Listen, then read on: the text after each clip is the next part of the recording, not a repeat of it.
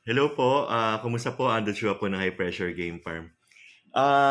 Yung mga nagtatanong po tungkol sa pagkokondisyon ng ating mga panlaban. Meron lang po akong isang bagay na nais na ibahagi sa inyo, no? O ipaintindi o ipaalam. Na kapag po ang manok ninyo, maayos na po talaga, no? Na unang-una po, mabilis makaubos ng patoka, mabilis tumunaw, maganda kumilos, maganda katawan. Yung bang pag binitaw mo siya, yung magugulat ka na lang, uy, hindi pa naman to hinahanda pero ganito na kumilos. Wag nyo na pong i-condition, ilaban nyo na po. Yun yung po yung sinasabing peak na. Mapapanis po kapag po yan, pinilit nyo pa pong i-condition yan, baka po mapaglipasan yung manok, matatagalan na po yan. Kaya po may mga pagkakataon na di ba?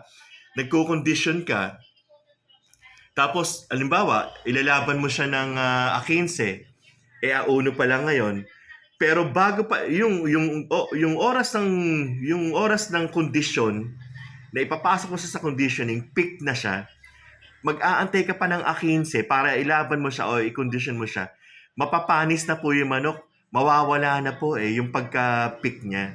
So kapag po meron kayong manok na napansin po ninyo na mabilis umubos ng patoka, mabilis tumunaw, maganda katawan, tapos binitaw nyo, maganda kinilos, huwag nyo na pong pag-antayin. Ayan po, yung mga 7 days conditioning, yan po, pwede sa ganyan, Pero actually po, hindi naman po conditioning ang tawag dun eh. Keeping po yun, pagpapanatili na kung ano yung ayos ng manok, mapanatili nyo sa loob ng ilang araw lang para ho sa paghahanda sa paglalaban. Pero kapag pick na po yung manok at pinatagal nyo pa po, yan po, di ba napapansin nyo, kung kailan papalapit yung laban, ayaw nang tumuka, hindi na nagtutunaw, matamlay na. Kasi po, lumipas na po, nalipasan na yung manok eh.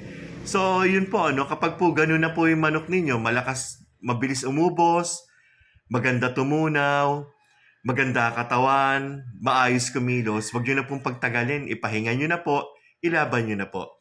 So, pumuli si Ando Chua ng High Pressure Game Farm. God bless us all po.